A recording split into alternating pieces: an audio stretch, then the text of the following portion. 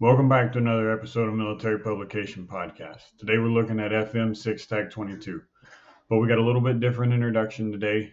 Just like all the others, this is made with NotebookLM, but they've released some new features, so I wanted to highlight them for you.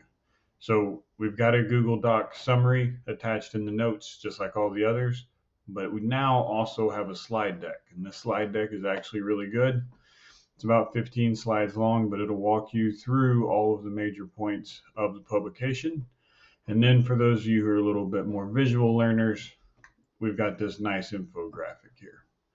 So hope y'all enjoy. If there's a publication that I missed or you want some others, just let me know in the comments section.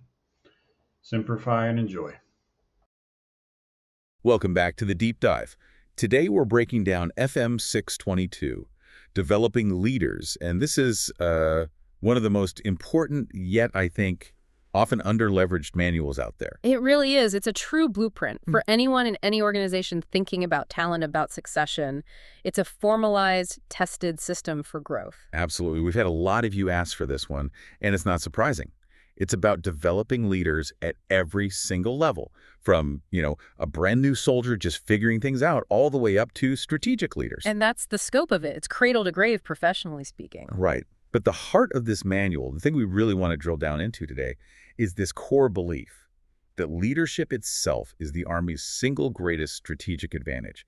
So let's go beyond the bullet points. What's the deeper philosophy here? Well, that core premise really does drive everything. And you're right, this isn't just theory. It lays out what it calls a deliberate, continuous, and progressive process. Okay, deliberate, continuous, progressive. Let's unpack that. It means it's intentional, it never stops, and it builds on itself over a whole career. And the goal is to create these competent, committed, professional leaders of character. And it does that through, what, just classes? No, that's the key. It's a synthesis. It's the combination of training, formal education, and most importantly, actual challenging experiences out in the real world. Fundamentally, this is all about guaranteeing the health of the institution, generation after generation. So we'll spend our time today unpacking that guarantee. We're going to start with that foundational philosophy, then we'll dissect the formal framework, the Army Leadership Requirements Model. ALRM, yeah. Then we'll get into the practical side, the nitty-gritty of coaching and feedback, and then finish up by looking at how entire units are supposed to put these processes into action. Okay, let's get into it. So to set the stage, let's start with the official mandate. If we strip away the jargon, how does the Army officially define this whole act of leader development? At its core, it's that process we just mentioned, deliberate, continuous, and progressive. It's designed to take soldiers and, just as importantly, Army civilians and mold them into leaders of character. Not just competence, but character. That's a key distinction. It's the absolute foundation. It's not a one-time class you take. It's this holistic, career-spanning effort that is built entirely around a set of shared institutional values. And in the 21st century, why is this so critical? I mean, we're in an era of unbelievable technology, AI, drones, satellite systems. Yeah. Why is the human leader still considered the ultimate edge? This is where the manual makes its strongest, most philosophical claim. It says that developing leaders is absolutely critical for institutional success, and it links it directly to Army readiness. Readiness meaning the ability to perform the mission. Exactly. But it goes deeper. It calls this effort stewarding the profession of arms. It's a guardianship. And then it says very explicitly that Army leaders are the competitive advantage that technology and platforms just cannot replace. That distinction, human judgment over machine capability, is so important. Why do you think that human component remains superior in such a complex, modern environment? Well, look, technology is fantastic at optimizing a process, right? It can deliver data faster, it can automate repetitive tasks, but it breaks down in ambiguity. When there's no clear answer. Exactly. Yeah. In high-stakes moral dilemmas, in rapid, unexpected change, technology can't replicate human judgment or adaptability or character. That's what this development process is designed to build. Cognitive flexibility, a moral compass, emotional resilience. These are the things that let you thrive in chaos. So if the enemy takes away your tech, the human leader's character and intellect are your last line defense. That's it. That's the asymmetric advantage. And this focus on human capital, it's not just for the uniformed personnel, is it? Not at all. The manual is very clear that the Army commits to this for both soldiers and Department of the Army civilians. DA civilians are absolutely vital. Why is that? What's their unique role? Continuity. Soldiers rotate through assignments every few years, But civilians often provide the long-term stability and specialized leadership in really complex areas. Think about acquisition, engineering, logistics, high-level management. They hold the institutional memory. They do. And so their development has to be specialized.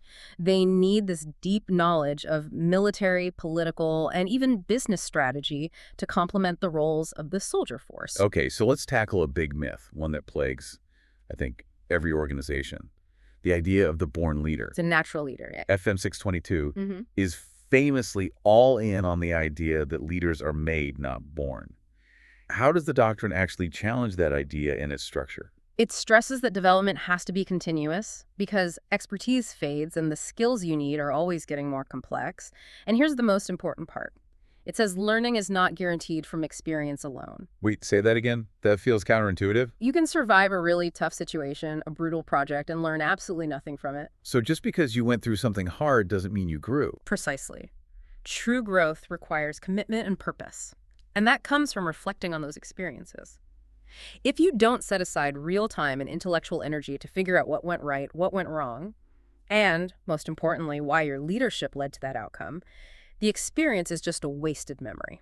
So the toughest deployment or the most stressful project doesn't automatically make you a better leader. It's the structured, sometimes painful thinking you do after the fact that makes the difference. That's it, exactly. And this kind of reflection, it requires a mutual understanding.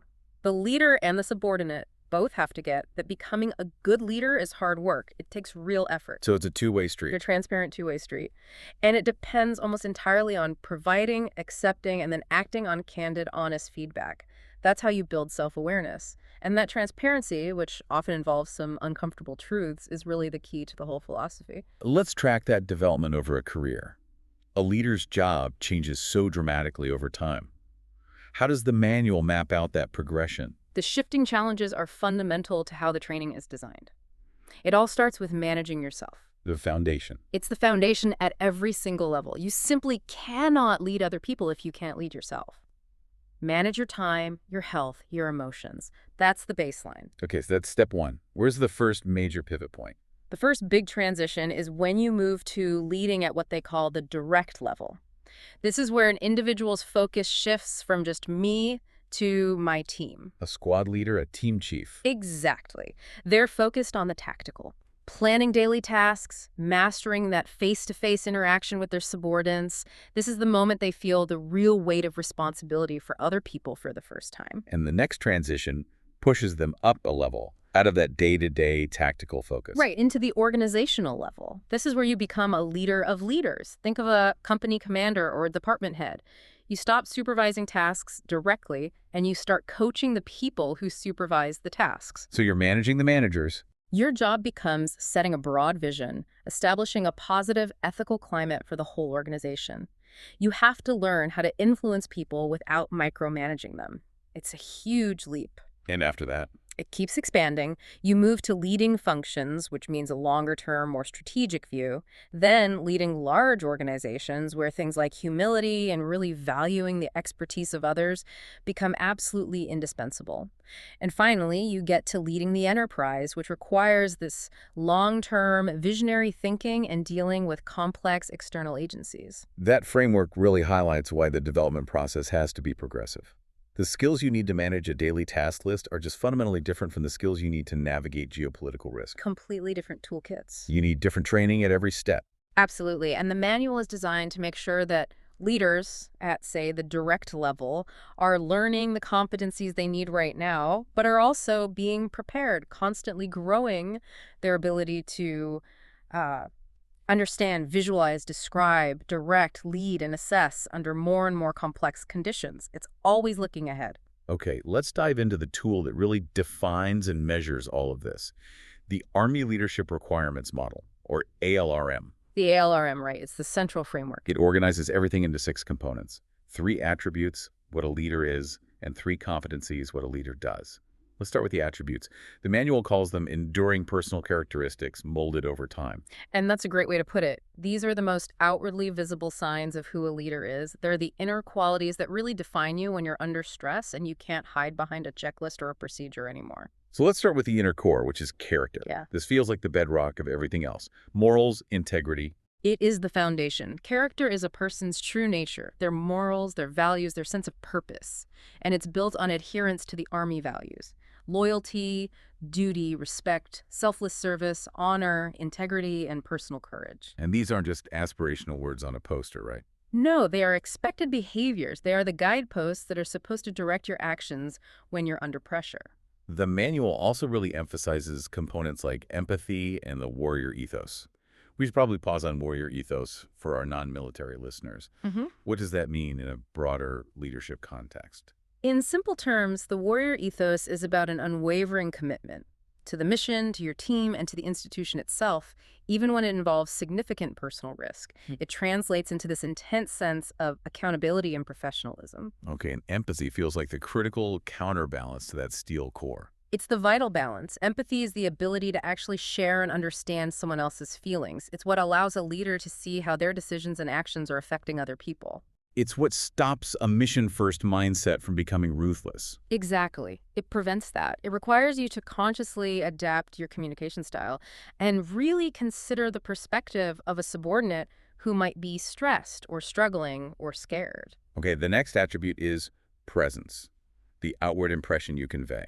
Presence is all about how you show up. It's the impression you give through your appearance, your demeanor, your actions, and your words. What does that include specifically? Well, it includes military and professional bearing, which is about projecting a commanding presence. It includes confidence and resilience is key. It's about how quickly and effectively you can recover from setbacks while maintaining your focus and emotional stability. We also have fitness under this attribute, and the manual is really clear that this goes way beyond just physical strength. That's a huge point. Physical strength is necessary, of course, but true fitness demands sound health and endurance across multiple domains: physical, mental, spiritual, and emotional. This idea of holistic health.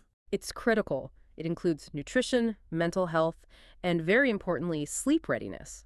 Sleep is treated as essential for cognitive function and sound judgment, especially under prolonged stress. And what about spiritual readiness? How is that defined? It's not necessarily about religion. It's defined as having a sense of purpose, of meaning, and a solid moral compass that allows a leader to persevere through really tough, even existential challenges. It's your internal resource pool for resilience. Okay, so character, presence. Yeah. The final attribute is intellect. This is the brain power. Right. Intellect is the knowledge that enables a leader to think creatively and critically, to understand complex situations, and to exercise sound judgment. And the components here are things like mental agility. Which is about developing alternative approaches and being able to anticipate changing conditions. It also includes sound judgment, which means considering all the information you have, even when it's incomplete or contradictory, before you make a call. What else falls under intellect? Innovation, interpersonal tact, so being good with people, and expertise. And expertise isn't just technical.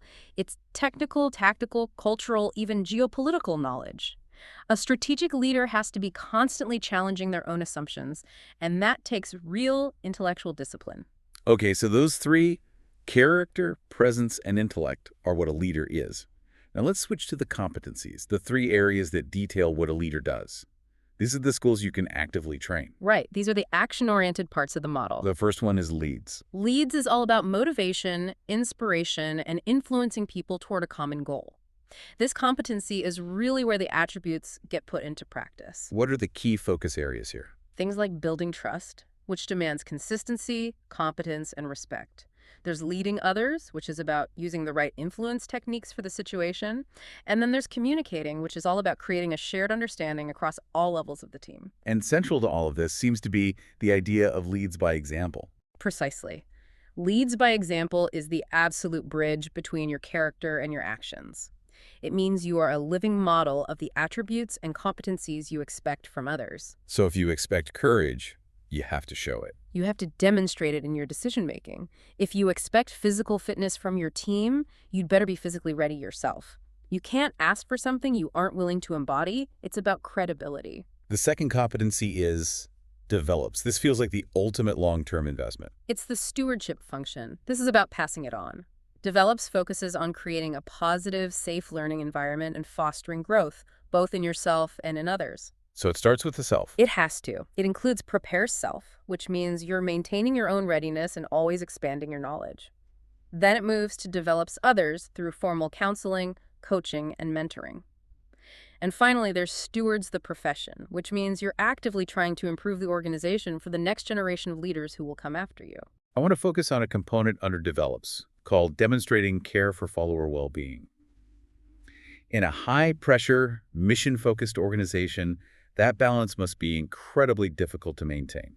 It is perhaps the most difficult leadership task there is. The manual defines it as balancing the non-negotiable mission requirements with the physical and mental health needs of your subordinates. How do you do that in practice? You have to be highly attuned to the early signs of stress or burnout. You have to understand what intrinsically motivates your people. A leader who succeeds here is proactively managing the workload. They don't ignore signs that morale is dropping, and they don't tolerate excessive, unnecessary stress just for the sake of it. The ability to care is directly linked back to that attribute of empathy. Okay, so we have leads, develops, and the final competency is achieves, getting results. The ultimate outcome, right? Achieves is about accomplishing tasks and missions on time and to standard. So this is the execution piece. It is. It involves all the practical stuff. Prioritizing, organizing, designating duties and responsibilities, managing resources, removing obstacles that are getting in your team's way, and, crucially, recognizing and rewarding good performance. And the key here seems to be that execution isn't static. It requires adaptability. Absolutely. Getting results is not a passive activity. You can't just make a plan and push go. Leaders have to execute the plan while also maintaining situational awareness.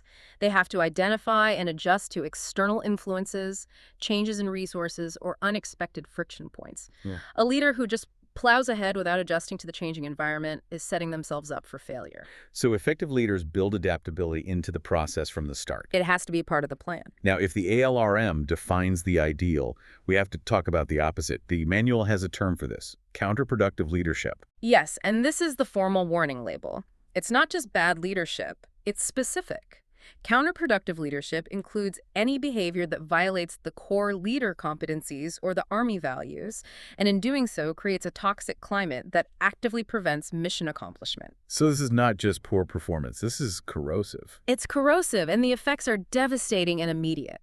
The negative effects cascade down through an organization so quickly. They destroy morale, commitment, team cohesion, performance, and ultimately readiness. So the ALRM shows you what to build. And identifying and correcting counterproductive leadership, things like bullying, abuse of power, passive-aggressive behavior, is how you protect the environment where that building can actually happen. We've really established the what of leadership with the ALRM framework. So now we need to move into the how. How is this actually implemented? This brings us to the 4 fundamentals of development. Right, this is where the rubber meets the road. These fundamentals are designed to simplify and structure all the developmental activities, whether they're formal or informal. Okay, so what are the 4? They are: 1.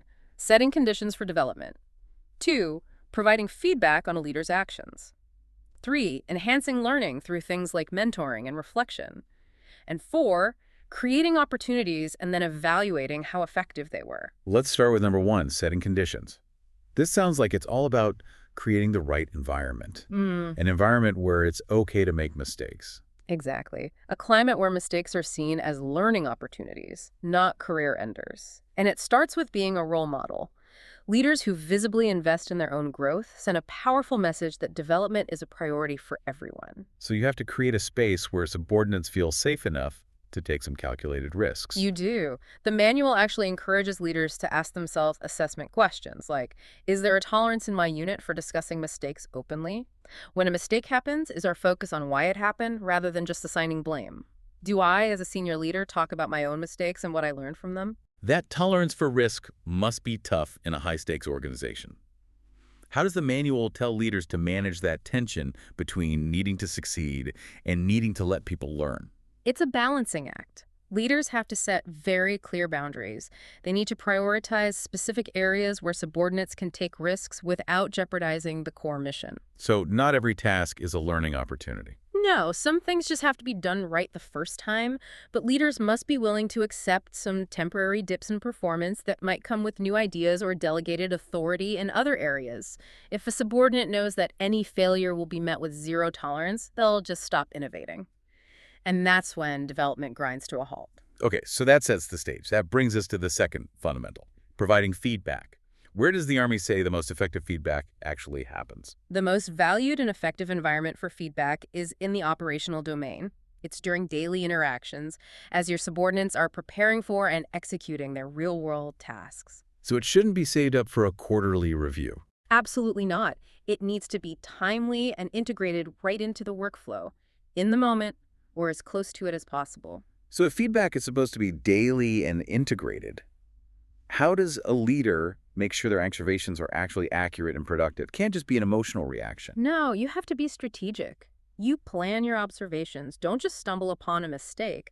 Plan to observe your people when they're doing something important, when they're being challenged by a known developmental need, or even when they're excelling at one of their strengths. And the manual warns against what? Drawing conclusions too quickly. Yes. Crucially, you have to avoid drawing these lasting, defining impressions from a single observation. One data point isn't a trend. Behavior patterns only emerge over multiple observations. The goal is always to have accurate, descriptive observations that you can tie directly back to the ALRM competencies. This planning sounds like it leads right into the specific note-taking method the manual emphasizes, the SOR framework. Let's break that down with a real-world scenario. Okay. SOR stands for Situation, Observation, Associate Assess, and Reinforce Recommend. So let's imagine a young platoon leader is leading a complex patrol in a training environment. Okay, so S is for situation. Describe the context. Right, so my note would be, during the urban patrol on Tuesday at 1400 hours, your lead element unexpectedly encountered a civilian roadblock that wasn't on the map. Got it. Then O for observation. What was the specific behavior? You want to use action words here. So you immediately raised your voice, told the lead element to just push through, and you failed to communicate this new obstruction to the rest of the platoon following behind you. Then A, associate and assess. This is where you link it back to the ALRM. Exactly.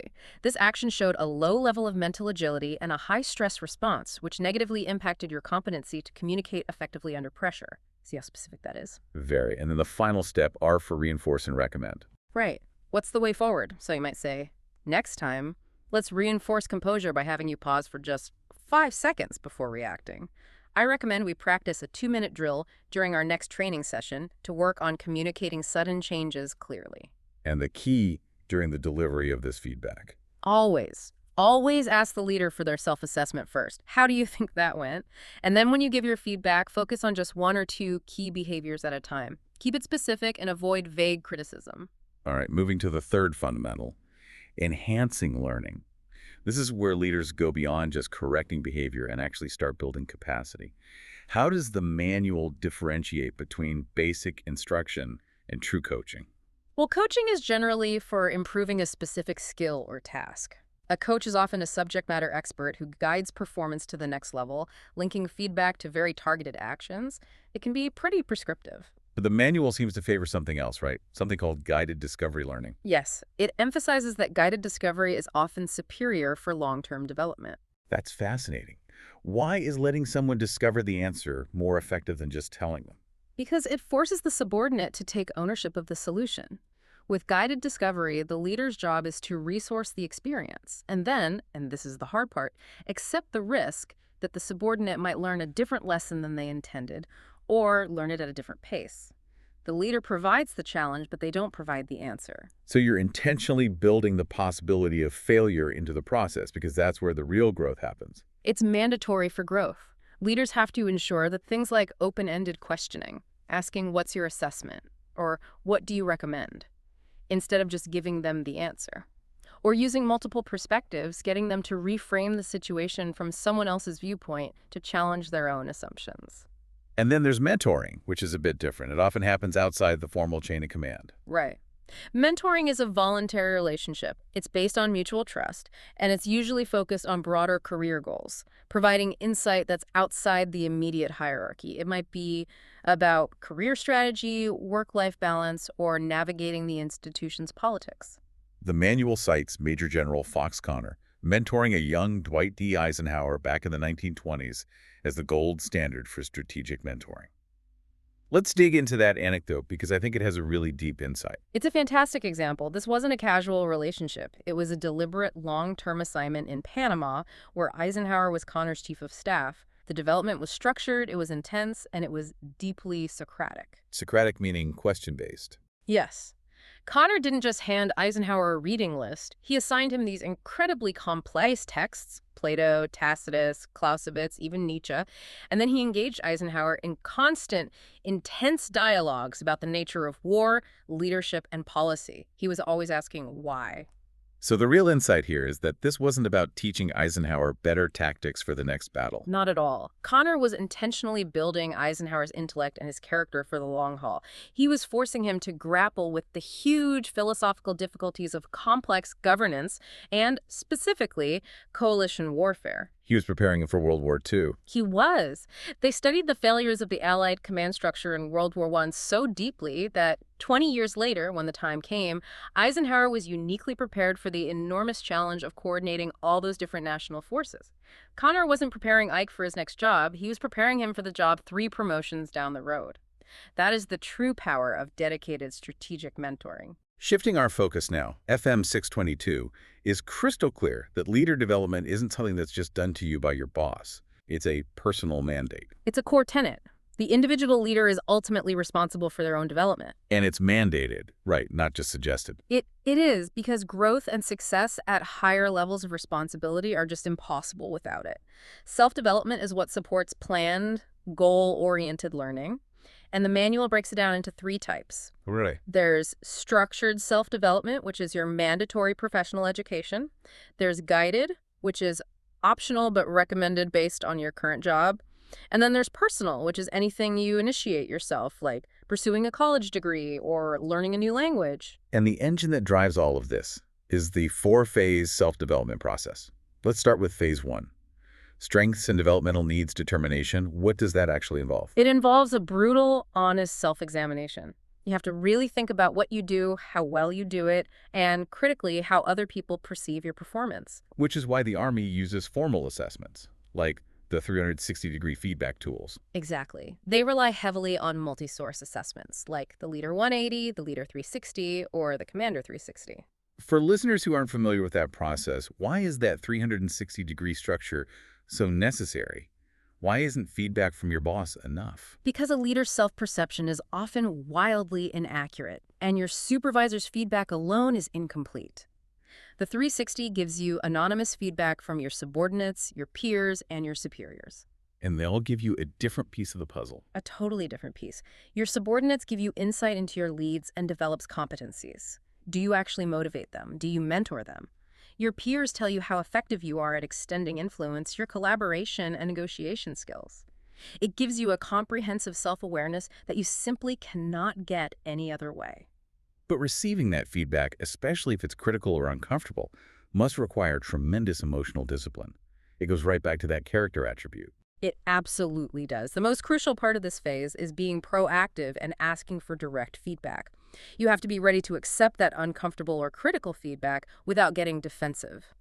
The best practice is to just listen, summarize the points to make sure you understood, and then thank the person for their input, even if it stings. A true professional just accepts the data and analyzes it. So once you have that detailed self-assessment, that data, you move to phase 2, goal setting. Right, and this is where you formalize your individual development plan, or IDP. The IDP is the primary tool here. It's a living document that lays out your short-term and long-term goals and the specific actions you're going to take to achieve them. And the mandate here is clear. The mandate is that all individuals are responsible for maintaining and driving their own IDP. Your boss doesn't own it, you do. So what makes for an effective goal in an IDP, according to the manual? It has to follow the SMART framework, but with a special emphasis on making the goals challenging. Challenging goals increase motivation. So they need to be specific, measurable, achievable, relevant, and time-bound. But you also have to build in flexibility. You have to be willing to revise your milestones if you hit obstacles, because a static plan is useless in a dynamic world. Okay, phase 3 is self-enhanced learning. This is putting the plan into intellectual action. How do you do that when you're incredibly busy with your day job? This is all about maximizing every available moment. You have to embed learning into your routine duties. That means maximizing unexpected downtime. A meeting gets canceled, a flight is delayed by having your learning materials ready to go. If a meeting gets pushed by 30 minutes, that's 30 minutes of focused study or reflection you just got back.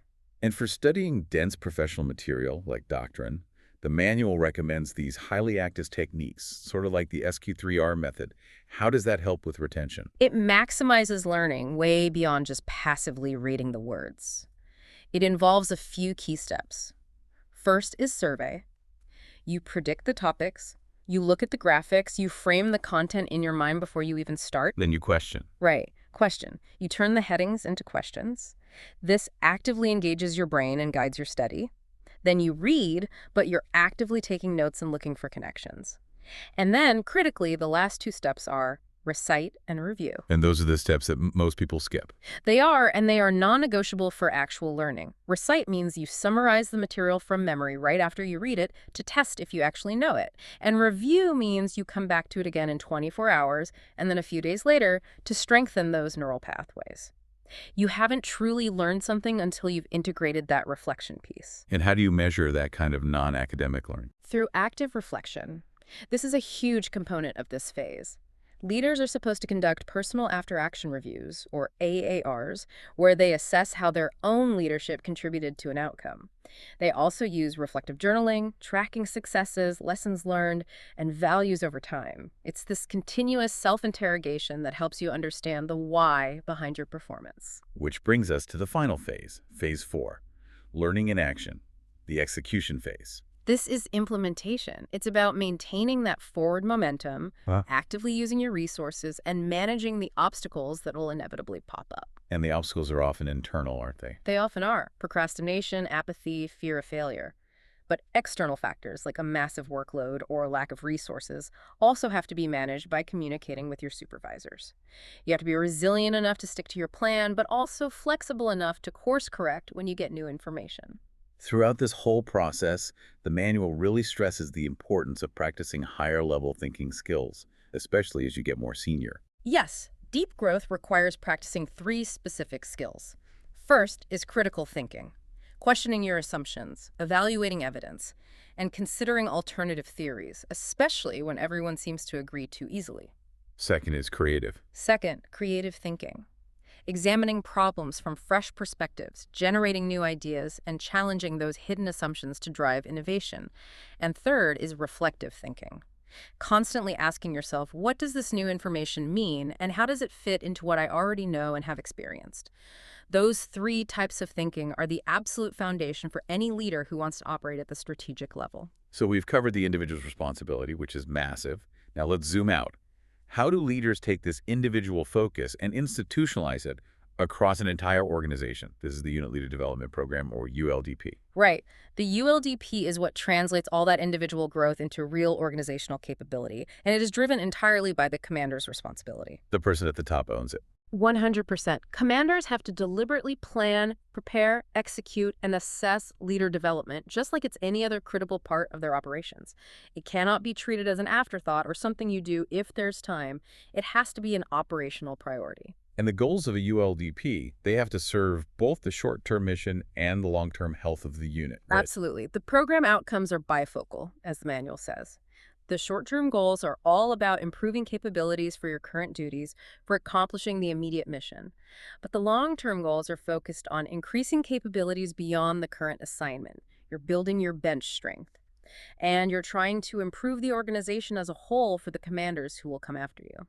To structure all of this, the manual uses the framework of the operations process. Understand, visualize, plan, execute, and assess. Let's start at the beginning with understand and assess. This initial assessment is the most crucial step.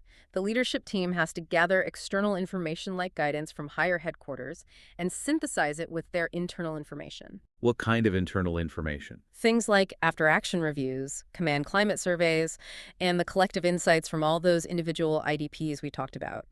You pull all that data together to determine the common strengths and developmental needs across your whole organization. This is where that really fascinating insight from the CSM SASH and CSM Undo dialogue comes in about the danger of a gated focus. What does that mean for an organizational leader? That dialogue illustrates a huge organizational blind spot. In the story, the training event was focused on improving the tactical skills of the platoons, the lowest level. But CSM Sash points out that the battalion leadership has to simultaneously incorporate developmental opportunities for the senior leaders, the first sergeants and the company commanders, during that same event. Because if you only train the soldiers, but not their bosses, You cap your organization's ability to grow. If the layer above the primary focus is neglected, the whole organization's capacity to train, lead, and adapt is limited. The assessment has to help the entire command structure see itself accurately and ensure that development is happening at all echelons during every single event.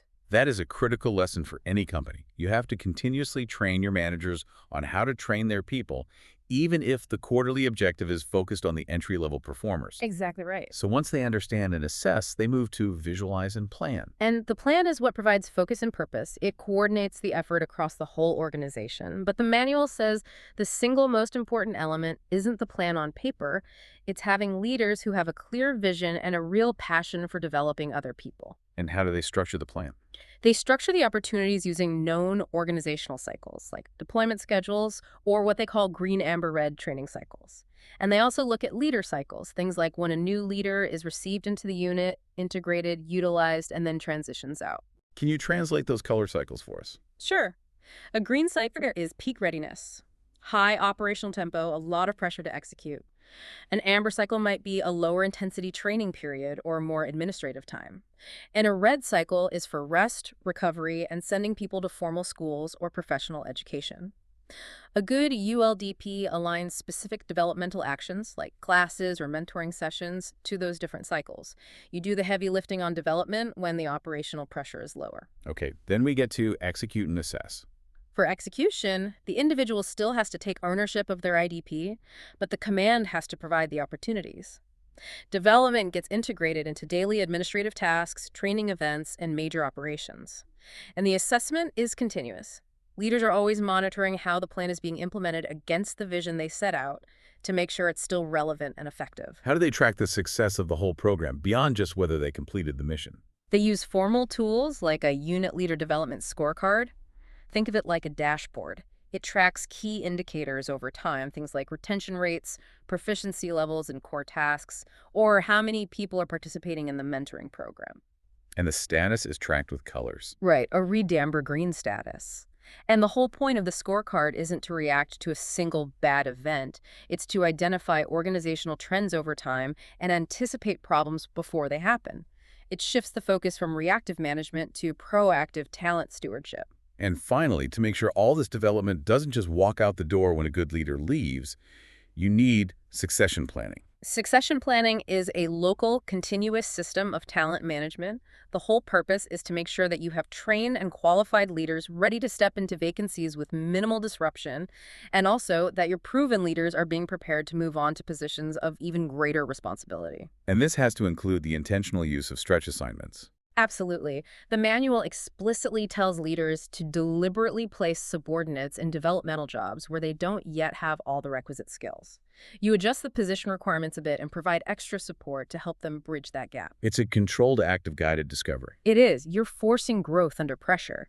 That Eisenhower mentoring example is the ultimate strategic application of this principle, placing a promising junior officer in a position that forces him to think decades into the future. Wow, what a deep dive into FM 622. If there's one single overriding takeaway from this incredibly comprehensive manual, it's that leader development is not a sporadic task. It's not something you do when you have spare time. It is entirely by design, not by accident. The manual frames development as this continuous force multiplier and a career-long responsibility for every single person in the organization. And it reinforces that idea that the most powerful learning experiences happen every day in the real world. But they're useless unless they are deliberately paired with reflection to actually cement the learning. That's the part people forget. The expectation is just so clear. Every professional interaction is an opportunity for growth. Every leader is fundamentally a developer of other people. And every individual is accountable for driving their own progress with their IDP. It's this codified, systemic approach that really builds institutional adaptability. by defining what good leadership looks like with the ALRM, and then formalizing the process of assessment, feedback, and deliberate assignments with the 4 fundamentals and the ULDP, the Army ensures it's always building leaders who are ready for the uncertain, complex future. Before we sign off, we have a few reflection questions for you, the listener, to consider based on the doctrine we've covered today. First, thinking about your own team or your own organization. How deliberate is your current approach to developing others? Are you using a continuous, planned, structured approach? Or are you mostly relying on sporadic, unplanned effort? Second, take a hard look at the Army leadership requirements model. Those attributes of character, presence, intellect, and the competencies of leads, develops, and achieves. Which one of those are you strongest in right now, and which one needs critical, immediate work in your current role?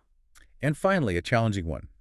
Given how important guided discovery is, what opportunities are you currently missing to develop your subordinates through deliberate challenge, through calculated risk, or even through constructive, structured failure? And here's a final provocative thought for you to take away, based on the vision behind FM 622.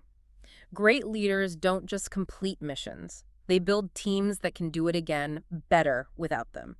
That long-term view, that drive to improve the organization and consciously build the next generation, that is the true meaning of stewarding the profession. A profound point to end on. Thank you for supplying the sources for this deep dive. We really encourage you to continue applying these principles of self-development to your own journey. We'll see you next time.